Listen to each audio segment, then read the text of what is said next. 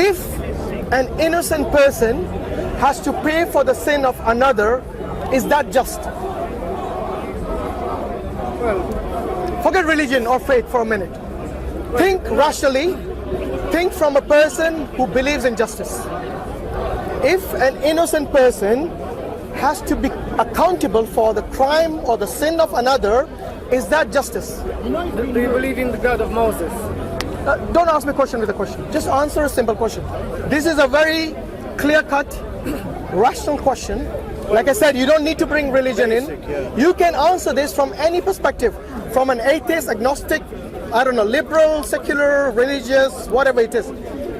Answer to this basic question anyone can give. It may not seem fair. Not may not. What do you believe? Forget about others. What do you believe? Do you believe someone innocent should be punished for the sin of another? No. No. Why not? Well, just the conscience says this. Yeah, but your conscience says what? That is unjust. Am I right? Yeah. For example, if your brother was punished for the sin of, say, some murderer, yes?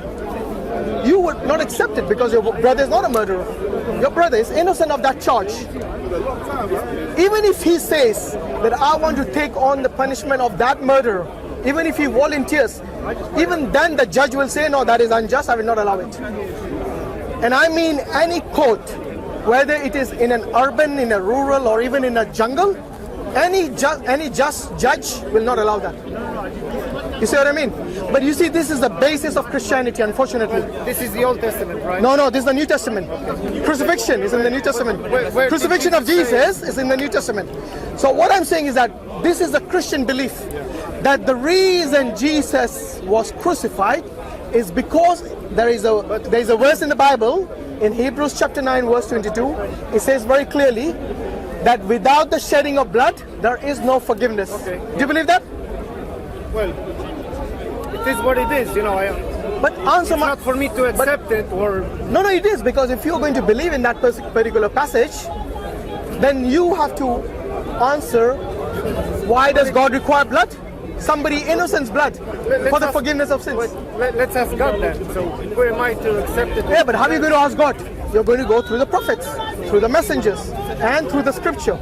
But if this contradicts the scriptures of the previous scriptures, like in Ezekiel 18:21, it says very clearly, the Father is not accountable for the sin of the Son, and the Son is not accountable for the sin of the Father, and even the wickedest of the wicked, yes, if they repent to God, and if they ask for God's forgiveness, I'm paraphrasing here, yes, then their sins will be remembered no more. It is as if they have got a clean slate. I agree with You this. see what I mean? I agree. This shows that God is able to forgive you. I agree. God doesn't require anybody's blood, and particularly the blood of an innocent being, particularly the blood of someone that God loves, like Jesus Christ. Yes? To me, and to anyone like you who thinks rationally, you will consider this to be unjust. And I agree with that. Well, it would be unjust if this apostle took him by force and say, okay, we're going to crucify you for our sins, but Jesus said, no, please don't do this to me. But he accepted this. No. They did not force him to die for the sins of others. It was his mission. He knew this. What was his mission? To sacrifice for the humankind. Yeah, but is that mission just? But I don't know. Ask him. Why did he? You answered the question already, didn't you?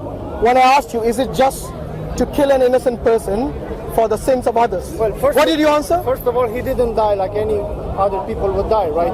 Well, he died like any other crucified person during the Roman time 2,000 years ago. Where is his body? Where is his body? Where is the body of the other two people who died with him? I'm sure they could have been found after Well, 2 weeks. if you're sure, where is the bodies? Nobody's sure. Nobody's sure, because at that time, they did not care too much about the burial, a respectful burial for the crucified people. They did not care. The Romans, according to Romans, those were criminals. So in other words, Jesus, the reason he's called, do you know, by the way, in Galatians 3:13, it says that he became a curse for everyone. Yes, this is the terminology of the Bible, not the Quran. Jesus became a curse for us, it says, in Galatians chapter 3, verse 13. Now you see, as a Muslim, I find that offensive because my Messiah, my Jesus, my Isa alayhi salam, yes, is called a curse in the Bible. Your Jesus. Yes? So you tell us who loves Jesus more, the ones who call him a curse or the ones who adore him? The ones who never say curse to him. Yes? Now you tell me. I don't say it's a curse. By the I know way, who said this, but that I is, don't agree. unless you're telling me you reject that particular passage in the Bible, then that's different. Well, I don't, That's in Galatians chapter 3 I verse don't 13. agree with anything in the Bible. So how can you call yourself a Christian? Based on what? More than me. Just my belief. Yeah, but your belief is based on Very what? sure. I'm not. Based on what? Can you love Jesus more than me? Well, this is religion. This is what I was saying. How about love? I don't need to be a Christian and to follow every word in the Bible. You don't know how much I If love I you. don't follow every word, I'm not. So you pick and choose what you believe in the Bible? Well, not exactly. But that's basically what you're telling me. You either follow the Bible as the book of God, or you pick and choose in the Bible what agrees with your whims and desires. Right? Okay, we're having one conversation. If you don't mind, Jazakallah khair. Yes? If you want, you can always have a conversation far away, because this is called hackling. Well, I believe in the commands of Moses and what Jesus taught. You know, love your neighbor. Yeah, that's what I'm saying. You pick and choose. What agrees with you, you say that is from Jesus. What disagrees from you, you believe that is not from Jesus. But doesn't make sense, does it? I don't agree with the Old Testament that you should kill your child. I'm talking about the if New he disobeys Testament. you. Oh, by the way, that's in the New Testament. It's That's not it. It's in Matthew 15:3 and 4. And it says you need to kill your Yes, child. it says anyone who basically curses their mother or father shall be put to death. And these apparently are in red letter, which means the words of Jesus. So Jesus is reminding them of the Old Testament laws to the Pharisees, yes, that why don't you kill the children who are disobedient to the parents, in other words. How could he have said that? Exactly my point. And the adulterous, you know, when they wanted to dishonor her to death, he said, "Don't kill her." So why he should kill a child and not The question is, why does Jesus contradict them? If he wants to turn the other cheek and love the enemy, then why does he tell the Pharisees, why don't you kill your children who curse their mother and father? It doesn't make tell me sense. this, Matthew this 15:3 and 4. I'm gonna look for it. Yeah, sure. No problem. Not now at home, but I need to write it down. So Matthew chapter 15, verses 3 and 4. And in fact, Jesus says this is a command of God. He doesn't say this is my command. He says it's a command of God that anyone who curses their mother or father shall be put to death. That's in the Old Testament. Yeah, it is. That's why he's reminding them of the Old Testament law. Isn't it? New Testament as a reminder. Yes. So Exodus, yeah, is in Exodus, and he's reminding those Pharisees because they knew the Old Testament. So he's saying, why don't you follow the command of God that anyone who curses their mother or father shall be put to death? Now you see, Jesus, many things said about Jesus, to me at least, I feel that these are words put in his mouth. Many of the red letters, in fact, all the red letters, there's no way to clearly find evidence that these are exactly the words he said. Because most of the Bible was written centuries after. Yes? The earliest manuscript, they say, oh, it was written 60 AD, 70 AD, 90 AD, whatever.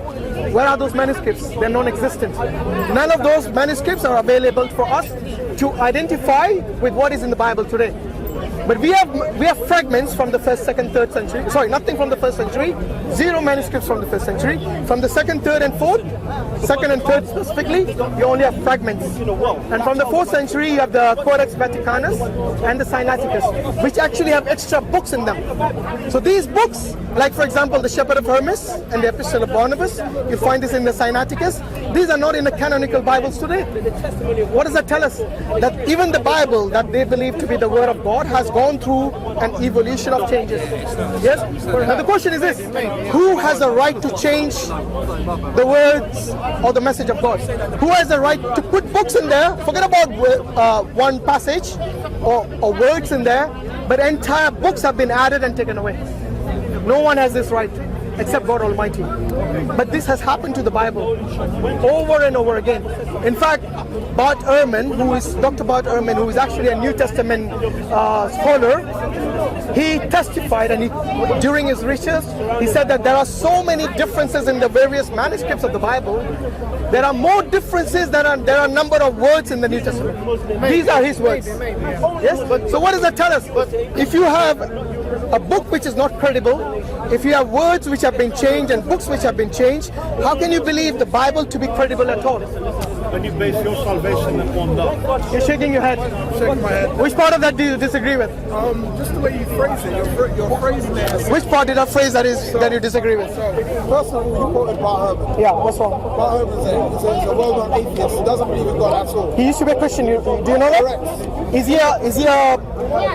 he an authority in his field? Just so I can go on. Quoting Bart Ehrman for me as a Christian, Yeah. you can't. It's Bart Ehrman versus the rest of the other Christian scholars. As he used to be a Christian, he's an atheist. So if you're going to quote Bart Ehrman, you might as well quote. You have to be unbiased and quote the other Christian scholars too. Yeah, he does. He mentions Metzger. You know Bruce Metzger? Yes, Yes. I do. So Bruce Metzger, Dr. Brown, Bart Ehrman, these are all New Testament scholars. New Testament scholars, yes. So just because he's an atheist, you can't just discredit him. I don't know if that is your principle. What I'm saying is that Examine his research and say his research is wrong. You don't say just because he's an atheist, I'm going to just throw it in the bin. But you didn't let me finish. The point I was trying to make is that, unlike in Islam, Christians don't hail our scholars to be the only way we understand and interpret the scriptures. We don't completely rely on scholars for our understanding of what we find in the scriptures. We rely on reading the scriptures ourselves. Because the rationale of man, the intellect of man, believe it or not, is flawed. It's not perfect. Do you believe that? You know, Do you believe that? Osman, can I answer? No, don't. Can you answer me? You see, that's the reason I don't want to talk to you. I'm just asking. Okay? If I can answer the way I want, without you causing me what to say, no, because you're saying yes and no. No, it's not a yes and no. No, I will answer. If I'm allowed to answer the way I want, then we have a conversation. Otherwise, I would want to stop you. Good. So the point you made was because Bart Ehrman was an atheist. Am I right or wrong? No, it's on camera. Wait a minute. No, see, this is the problem we had in the first place. Because I was in the middle of saying something, and part of that was part of what I said, but I didn't get to finish what I said. The point that I was actually going to say, I haven't even been able to say it yet. Because you've interjected. You know what, Osman? I think we should stop here. You know, of course you want to stop. Let me go back to Now this is why I'm shaking my head, because what I No, I'm done with you because I know you don't want to have a conversation. Was I being rude? No, you are not being rude. But what all these frames and these fences you put around, the problem is this. You made the statement, the reason you reject Bart Ehrman was because he was an atheist. And then, wait. And then you went on to say, I did not finish my statement. You didn't allow me to finish. Okay, though. look. If you want to backtrack on that, that's up to you. No, I didn't. Did anyone let me backtrack? I said I didn't get to finish my point. No, you asked me a question. I said first of all, The question wasn't whether the statement of Jesus were true or not. The question was the reliability of the Bible. Before you go into what is in the Bible, understand the reliability of the Bible. My faith is strong, so I know. we don't rely solely on scholars for our understanding of the Bible. It's important for everybody to know. You did not understand the point I was making. No, sure. I might not have. No, Osman, that's why I want you to not basically sidetrack what we were discussing. The question was, wait, before you even understand whether the Bible, what is written in that, is interpreted in the right way by Bart Ehrman or not, that wasn't the question. The question was, before you make that point, you need to understand and prove to us that the Bible itself is credible. You see what I mean? That was the point. That was the point we were trying to prove. When you say credible and reliable, Yes. it's like you were talking about variants and there are differences in the scriptures. In the manuscripts. In the manuscripts, Yes. which you deem. Not me. Not me. Bart Ehrman does.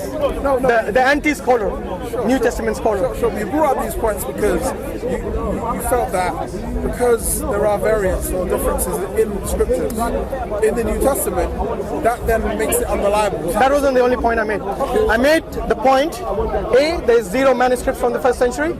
But there are fragments. Nothing from the first Fragments century. from the second century. So nothing from the first century, do you agree? 70 AD. No. 70 AD. Where is the manuscripts? There are fragments. Nothing, I'm telling you, not even fragments from the first century.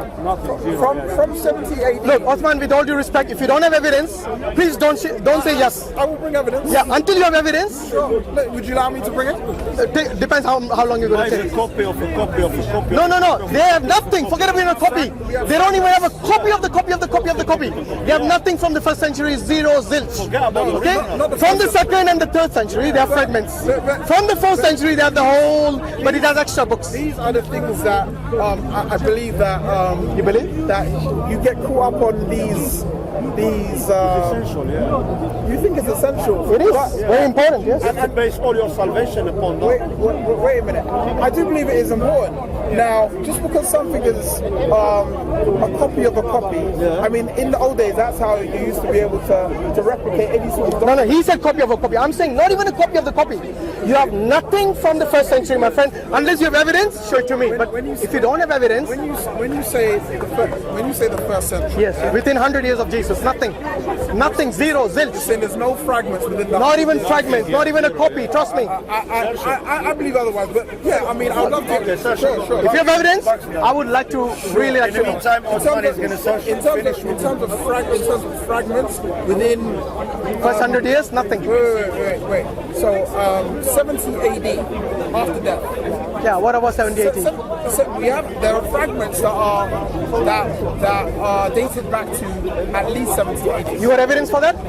That's what I'm going to try and find for you now. But what I'm Can we agree on one thing? If you can't find evidence, wait. Osman, wait. If you can't find evidence, will you then acknowledge that you were wrong? sure. Alhamdulillah, I good. will.